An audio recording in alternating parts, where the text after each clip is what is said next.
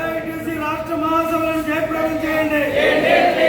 తిరుపతిలో 26 నుండి 29 వరకు జరిగే రాష్ట్ర మహాసభలను జయప్రదం చేయండి. భారతదేశ మొట్టమొదటి కార్మిక సంఘం ఏఐటీసీ జిందాబాద్. జిందాబాద్ ఏఐటీసీ. జిందాబాద్ ఏఐటీసీ. భారతదేశ కార్మిక సంఘం ఏఐటీసీ జిందాబాద్.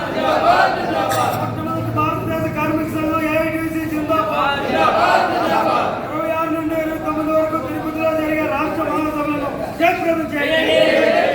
జిందాబాద్ ఏఐటీసీ. వర్ధిల్లాలి కార్మికుల ఐక్యత.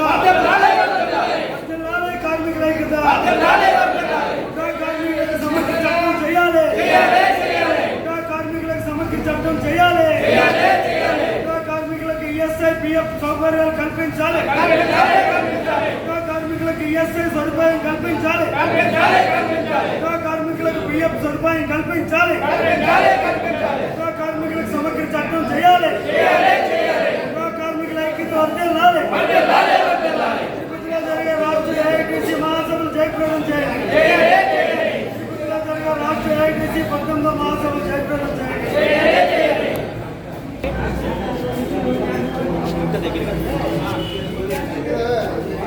ఈ నెల అక్కడిదే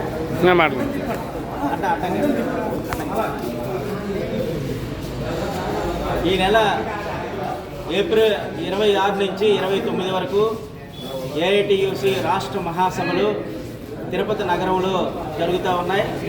26వ తారీఖున వేలాది మంది కార్మిక వర్గంతో రాష్ట్ర నలుమూలల నుంచి తరలి వచ్చిన కార్మిక వర్గంతో మహా ప్రదర్శన అలాగే బహిరంగ సభ ఉంటుంది.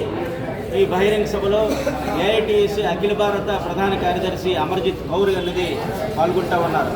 ఈరోజు అనేది ఈ మహాసభల్లో అనేక తీర్మానాలు అనేది కార్మిక సమస్యలు దీర్ఘకాలికంగా పరిష్కారం అవ్వకుండా ఉన్న అనేక కార్మిక సమస్యలు అనేది ఈ మహాసభల్లో చర్చించి పోరాట కార్యక్రమాలు రానున్న కాలంలో చేయడానికి అనేది రూపొందించడం అనేది జరుగుతూ ఉంది.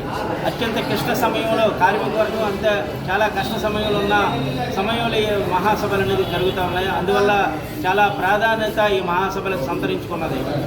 29 కార్మిక చట్టాలు ఈ దేశంలో అనేక సంవత్సరాల పాటు అనేక త్యాగాలు చేసి స్వతంత్రానికి పూర్వం కానీ స్వతంత్ర అనంతరం కానీ కార్మికుల పోరాటాలు చేసి సాధించుకున్న 29 కార్మిక చట్టాలను రద్దు చేసి 4 లేబర్ కోడ్స్ అనేది కేంద్ర ప్రభుత్వం తీసుకొచ్చింది. అది యజమానులకు అనుకూలంగా ఈ కార్మిక కోడ్స్ అనేది ఉన్నాయి. పారిశ్రామికవేత్తలకు అనుకూలంగా ఈ లేబర్ కోడ్స్ అనేది ఉన్నాయి. 8 గంటల పనిదినం అనేది దాదాపు 140 సంవత్సరాల క్రితం సాధించుకున్న హక్కుని కూడా ఈరోజు అనేది కాలరాసి 12 గంటలు అనేది చేయాలనేసి చెబుతూ ఉన్నారు.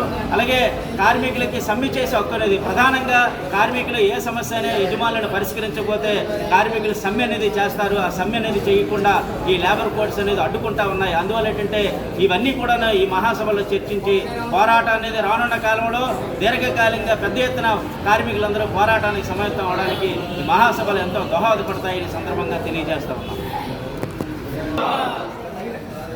అదే